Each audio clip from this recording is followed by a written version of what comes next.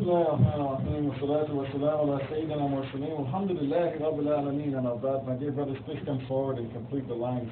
The Khutbah is part of the Salah, so you would not leave gaps in one, do not leave gaps in the other. This is that of the masjid. I thank Allah subhanahu wa ta'ala who has gathered and guided us here to this moment of great wisdom. And that is the wisdom to put our forehead on the ground in sajda to Allah subhanahu wa ta'ala and Allah subhanahu wa ta'ala alone. I bear witness and testify, if it is indeed my last permitted act, that there is no one worthy of worship except Allah subhanahu wa ta'ala. No one worthy of our praise or devotion except Allah subhanahu wa ta'ala. No one who provides sustenance and guidance to us except Allah subhanahu wa ta'ala. Whosoever Allah subhanahu wa ta'ala guides, this person can never go astray. And whoever Allah subhanahu wa ta'ala leads to his own devices to follow the tyranny of his own soul, this person can never be rightly guided.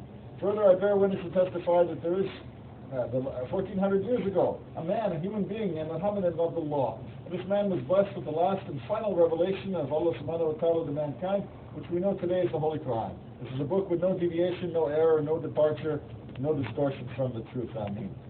As to what follows, we are now in the middle of the month of Ramadan. Not technically exactly the middle, but we're past the first 10 days, regardless of when people actually started. It's a topic for another khutbah and another time. But in the middle of this month of Ramadan, many of us are beginning to observe and develop the first stage of nearness towards Allah subhanahu wa ta'ala, which is awareness. You see, with everything in life, you start with an awareness of a situation, then you form an intention for what to do with this awareness, and then you take some action against this. Awareness, intention, and action. In Arabic, we talk about awareness with the idea of taqwa, the sense that Allah subhanahu wa ta'ala is around you as though He's actually watching you or physically present. We talk about intention with this idea of niyyah, which is when you, for example, you say, La ilaha illallah Muhammadur Rasulullah, you're making a niyyah, pledge, an idea. You're forming in your head the thought that you're about to do something with the knowledge that you now have. And then action, of course, are the actions that we take in various aspects of our lives. The month of Ramadan has now begun to give us an awareness of many things. We have an awareness of the fact that we need much less than we think we do.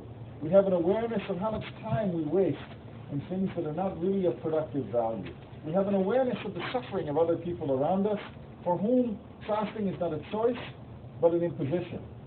Something they had no control over because they lacked the resources in their daily lives to get food and water and money and other things that we take for granted. So the purpose of the month of Ramadan, as I've said in the previous khutbah, is elevation. Fasting was prescribed on you as it was prescribed on those before you, that you may know restraint.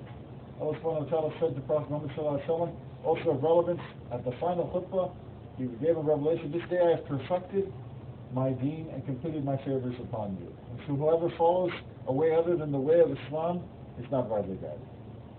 So what we know here are two different messages, that fasting has a permanent part of our elevation towards Allah subhanahu wa ta'ala.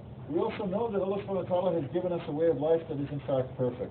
But if we look at the performance and conduct and the results of the actions generated by Muslim people, we see a far gap between perfection. We're promised perfection, and yet we live below the gutter. We are promised dignity, and yet Muslims are among the poorest people in the world, also among the richest. We're promised knowledge, yet Muslims are among the highest rates of illiteracy in the world, and the highest rates of ignorance, and the lowest rates of technology adoption, and other kinds of things. We're promised community and ummah, and yet the easiest people in the world to kill from any government or any individual are also Muslims. So we see a vast gap between the promise of God and the fulfillment of man. And so it is that this month of Ramadan we need to ask ourselves, what is it that we are elevating? First, we need to elevate our understanding and our commitment to this deen, this way of life. We need to understand why we're here, what we're here for. No more the words of a character in a movie, when I die, at least I know what it's for. We need to understand what it is that we're here for. That is our knowledge and our commitment and understanding of this deen. That's the first thing we have to elevate.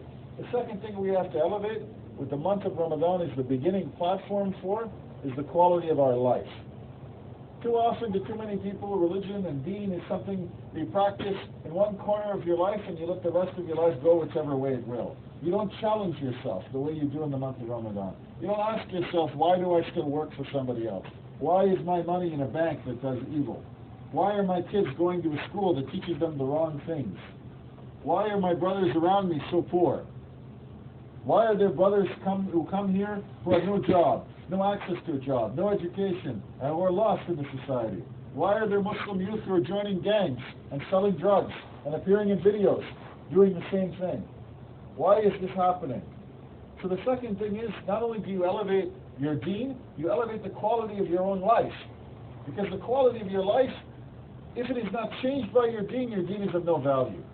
Islam is not the religion that sends people to a cave and says, stay in the cave, pray 50 times a day, ignore the starving and suffering around you. Islam is the religion that says that if your neighbor has fear of you, your deen is incomplete. That if you have soup and your neighbor has no food, your deen is incomplete. Islam is the religion that sends hadith or messages to people that say that when the angels came to destroy a town because people were practicing ignorance, they said, well, what should we do, somebody asked, about this wise man, learned man, religious man who prays all the time in this town? And the answer came down, finish him first. Because look at the condition of the people around him, of what use was his faith. So the second aspect of this month of Ramadan in terms of elevation, it is not enough to elevate your deen, it is more to elevate your life. Elevate your life in consistency with the principles of Allah subhanahu wa ta'ala. And finally, the third thing which we'll touch on, and I've already touched on, is it's not enough simply to elevate your deen and elevate your life, you have to look at the lives of the people around you. Islam is not the religion that is practiced only on an island of one. An island with one imam and one inhabitant, that being you. Islam is a religion of ummah. Ummah means community. Ummah means a group of people with common purpose and a common goal and some feeling towards that goal. Ummah refers to the fact that the Muslims are referred to as one body. If one part of that body is hurt or suffering anywhere, then the whole body cannot say it's fine. If you chop off your fingertip, and you say, well, my head is fine, but my body is a success, people will look at you as though you're crazy. And they would be right. So the three things that the month of Ramadan helps us do are elevate our deen, elevate our lives, and elevate the lives of the people around us. But it has to start, as I said at the beginning of this khutbah, with awareness. If you don't realize, because of the way that Islam has been taught to you, that you are being held liable, not just for the fact that you prayed 5 times a day, that you gave a little money in zakat, that you went to Hajj, or that you fasted. If your life is being judged on more than just rituals, if your life is being judged on the results that you have generated by Allah subhanahu wa ta'ala, then you have awareness that it's not enough. It's not enough to be a Muslim for 5 minutes, 5 times a day. It's not enough to be a Muslim only during Jumu'ah prayers. It's not enough to be a Muslim only in the month of Ramadan. Yes, these things are great. They're reminders and they bring you closer to Allah subhanahu wa ta'ala. We applaud every brother, we criticize none, we have love for all. If you pray 5 times a day, you will get closer to God. If you fast, you will get closer to God. If you give zakat, Allah subhanahu wa ta'ala will bless the other wealth that you have. So it is not to criticize those actions. Those things are good, but those things are the minimum. And if there is a particular poverty that has cursed the Muslim world, it's not the poverty of money, it's not even the poverty of knowledge. It is the poverty of low expectations.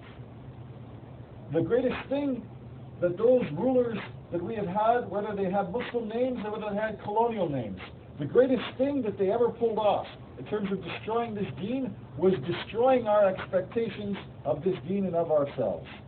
The minute people began to believe that Islam had no magic in it, that it was like Hinduism, astaghfirullah, Christianity or Judaism, a religion confined to the temple and left outside of society. The minute that expectation came into the Muslim world was the minute the cancer and poverty of low expectations began to destroy us all. You know from the month of Ramadan that you do not need 3 meals a day. None of us in this masjid, probably, Allah knows best, but none of us have missed a meal due to poverty. In this masjid, I would say. The vast majority. Allah knows best. If you have 3 meals a day, and there are 330 days in a year where you're not fasting, that's 990 meals. You throw in snacks, 1,000 meals a year. To maintain your life is a minimum of 1,000 meals a year. If you're 40 years old as I am, that means you've had 40,000 meals. But the month of Ramadan teaches you 2 or 3 of those meals a day, you probably didn't even need.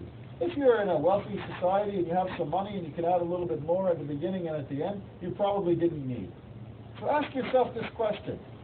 If 20,000 meals in a year you probably didn't need because you're well off enough to supplement one way or the other, in 5 years, that's 100,000 meals that you as one person did not need to have. What will you say to Allah subhanahu wa ta'ala when He says, I can show you 100,000 people who are suffering? If you and 2 of your friends said to yourself, I cannot eat properly unless the people around me are fed, you and 2 of your friends have now generated enough. The month of Ramadan has taught you to feed 100,000 people. Follow the math some other time. Staggering, isn't it? Staggering. 3 people, 100,000 others with some sacrifice. Now Allah subhanahu wa ta'ala does not ask you to make that sacrifice. He doesn't. He doesn't say, don't eat throughout the year. He says, I just give you 30 days. 30 days to show you something. To show you what is possible. So you say, well, that's really excessive. But it should put something in your head. Could me and 3 of my friends have that much impact on so many people? Just with food that we eat, we don't even think about it. We go to the washroom, we forget about it. Now you ask yourself, what if 1,000 of my people in one mosque said we were going to skip 2 meals a week? 2,000 meals a week? 100,000 meals a year? How many people could be fed with that? 2 meals a week. 2 meals.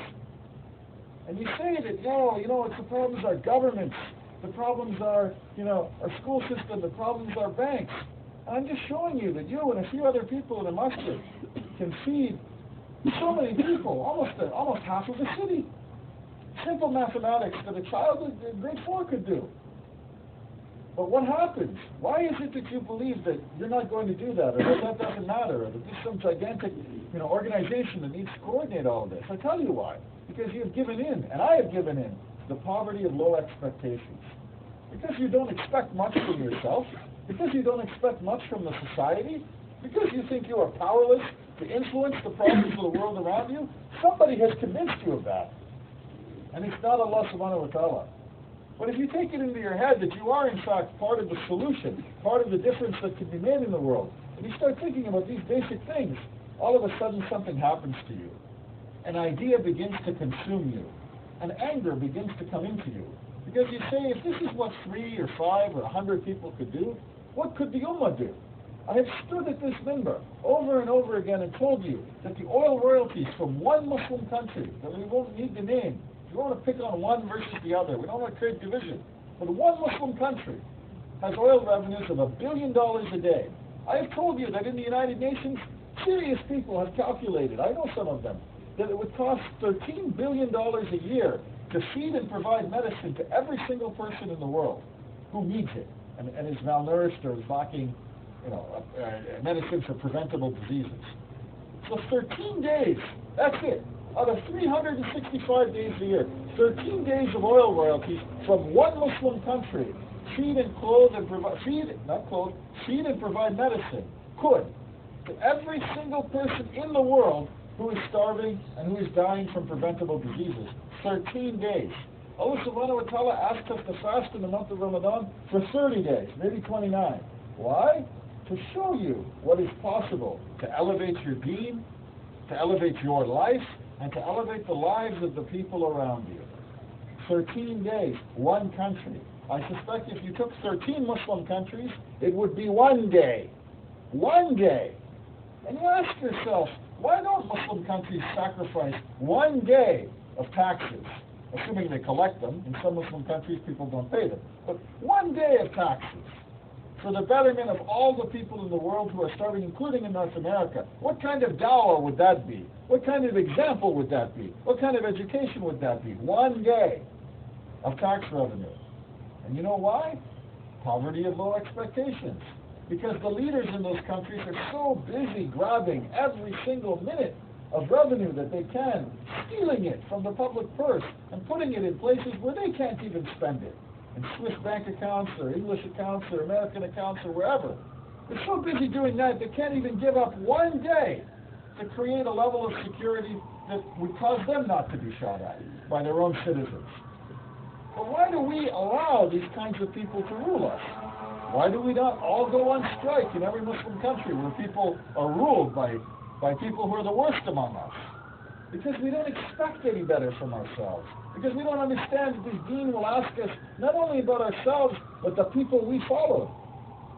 Recently there was a series of events in Egypt where basically the people rose up, and then the people rose up again. They were dissatisfied with the leadership. Allah knows best what the facts are in all of these situations. I'm not going to weigh in on that.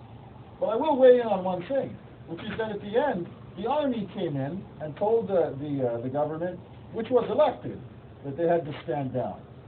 One way or the other, that is what happened. There's no dispute about this. The government was elected.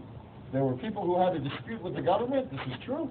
But the army came in again. And the army in Egypt controls most of the businesses, the most powerful businesses in the country. Is this normal? Every country in the world that has grown rapidly does not have one person or one group controlling all of the businesses in the country. But you look at Egypt, you look at Pakistan, you look at all these other places in the Muslim world, there's always one group or 5 families that do it. And people say, oh, that you're calling for violence and bloodshed. No, astaghfirullah. If God is my witness, I'm not. But what if the soldiers in that Egyptian army, all of them, who had taqwa and fear in their hearts, said, we're going to turn in our guns to their generals. We will not fight for you until you take these businesses and start to sell them back to the people, so that there could be jobs, prosperity, innovation, change, incentive, like in China, or Japan, or Korea, or all these other countries that got rid of military dictatorship and had normal people running each little aspect of their lives. What if the soldiers said, we're not going to shoot you, we're not going to shoot anybody, but we cannot be a part of an army that commits fitna on its own people? You say to yourself, what would the outcome of that be? You think the army is going to shoot its own soldiers? What about in Pakistan, where the army has been in power for how many years? How many years, one way or the other? One coup, another coup, third coup, and then you have an election. If they don't like the people in the election, they get rid of them. And you can't even run for election unless you have quietly the approval of 4 or 5 of the wealthiest families. So a man named Mr. 10% used to run the country. This is what they refer to the man, Mr. 10%. Pakistan produces more doctors, Nobel Prize-winning physicists than many countries on earth, and they're governed by a man named Mr. 10%. You think this is the result of Allah subhanahu wa ta'ala foisting this man? No, it is the result of people who have no expectations. Wallahu alam. If Muslim people had expectations that they would have leadership like Prophet Muhammad sallallahu alaihi wasallam, Abu Bakr Siddiq, Umar bin Khattab, Uthman bin Affan, Ali bin Abu Talib, you think Mr. 10% would dare even walk within 100 miles of the presidential palace? But they don't. But the month of Ramadan reminds you, you don't need food, you don't need water, you don't need sleep, you don't need money, you don't need a lot of things that you think you need to get through the day. Why is Allah subhanahu wa ta'ala reminding you of this?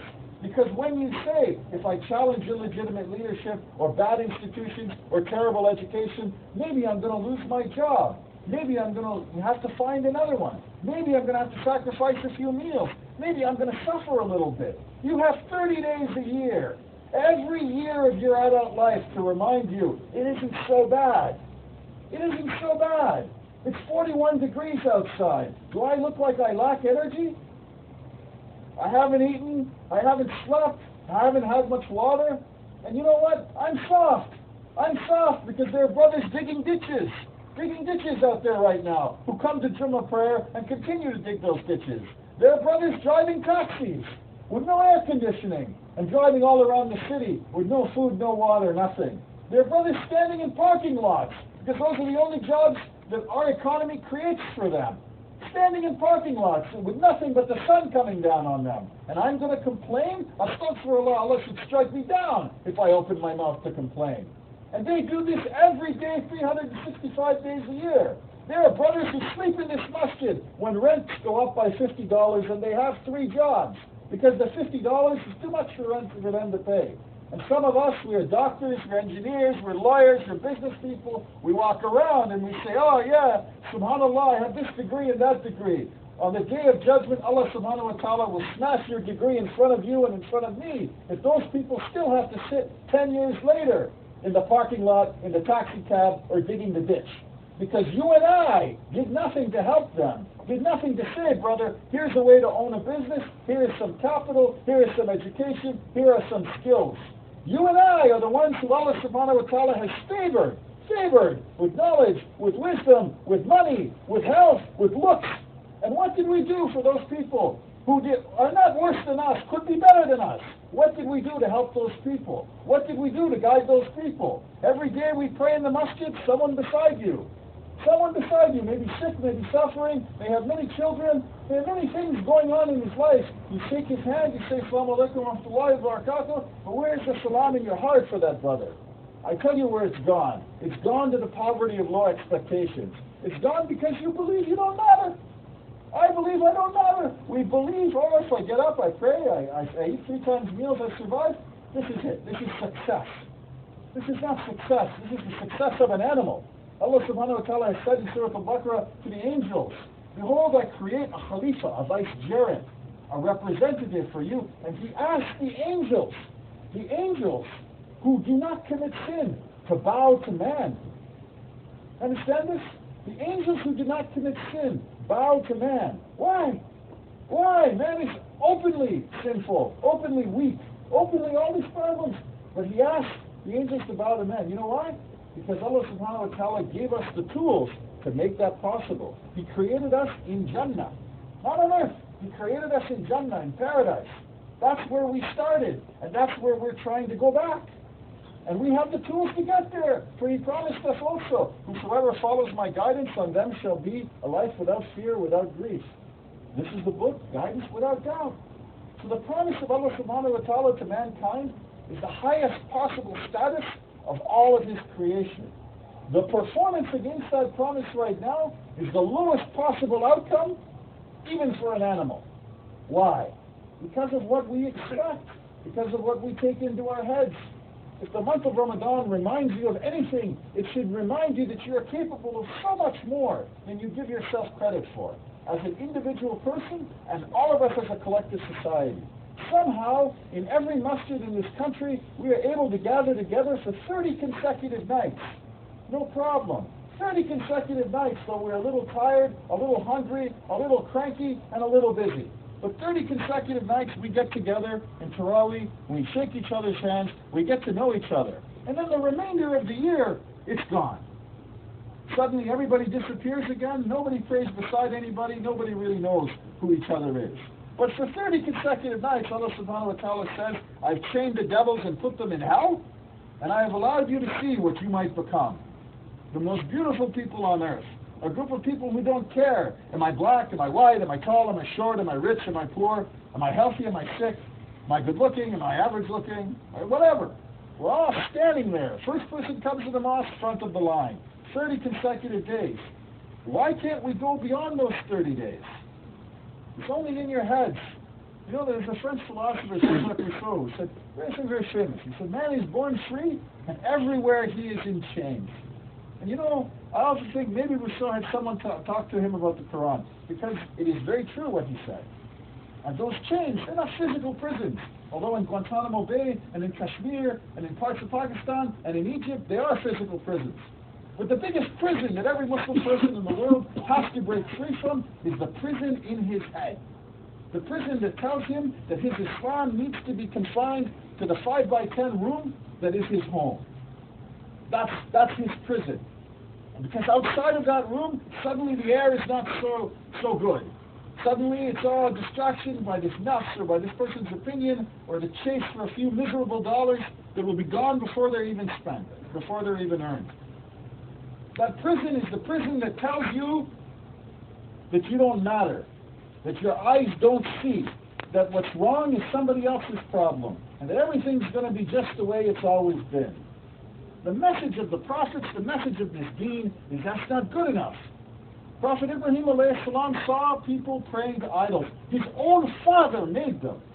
And he smashed those idols and humiliated the idols to show people that they were of no consequence. Prophet Musa alayhi salam grew up in a society where all the male Bani Israel were being killed by the Pharaoh. And he still went to the Pharaoh and challenged him for the arrogance of his rule. Imagine that. You start out in life and all the men around you who believe what you believe are being killed. That's your starting point. That's Monday. And on Tuesday, you try to reason with the man who's ordering the killing. And you think you and I have it hard? Or difficult? We're accepted in this society. We're given jobs, health care, police protection, taxation, benefits, all of these kinds of things, rule of law. Nobody's killing us en masse. And we don't have the courage to go to people and say, look, there's things in society that don't make sense, that are hurting you, hurting me, hurting our kids, hurting our parents. Let's fix them. But instead of being the voice that does that, you see, Muslim people, the first to line up in many cases to collect welfare and suck money out of the system, not to work or to dodge taxes if they have businesses, or do all kinds of other things, like dealing drugs as they're happening with gangs in the community that have Muslim people in it. Why? No expectation, no belief that one day Allah subhanahu wa ta'ala will say, look, first of all, what you're doing is ridiculous, but secondly, you were told Islam. At least if a guy grew up without any Islam and did these things, we could at least not excuse what he did, but we might understand it and say, well, you know, no one was there to show him the way. But if you're a Muslim and you're doing these kinds of things, where will the mercy come from for you? Where will the protection come from? And those of us who are also Muslims and know these Muslims behaving in this way, where's the protection for us?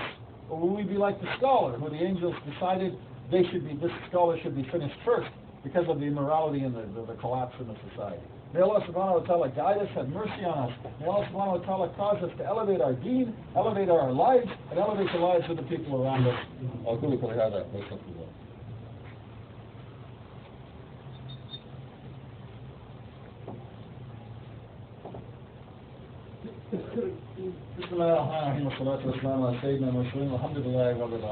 I could describe this entire khutbah as saying Ramadan is Allah subhanahu wa ta'ala's answer to the poverty of low expectations.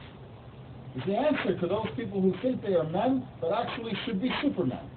Supermen in the modern context of it, in the sense that where they see evil, they forbid it. They create a solution. They promote what is right and forbid what is wrong.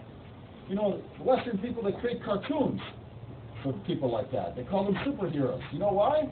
Because that way it makes it seem like a normal person can't do that. You have to be from planet Krypton, or you have to wear a suit late at night in order to stop evil. You can't just be a normal person who gets up and does the same thing. You got to be special. No, that's not Islam. That's not what you signed up for. That's not what you said when you said La ilaha illallah Muhammadur Rasulullah. When you said La ilaha illallah Muhammadur Rasulullah, you signed up to be a superhero. You signed up not to wear a cape or tights, but to turn around and say, if there's something wrong in society, I'm going to do something about it. And if I can't do something about it myself, I'm going to get 100 of my closest friends and 100 of their closest friends, and we're going to do something about it. And if 100 of my closest friends and 100 of their closest friends can't do anything about it, we'll get 100,000 people, and maybe put them in a square until something is done about it. The world exists, evil exists, only because good people let it.